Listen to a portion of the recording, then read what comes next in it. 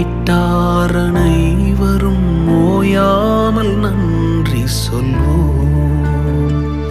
ஒரு கரு போல காத்தீரே நன்றி, என்னை சிதையாமல் சுமந்தீரே நன்றி.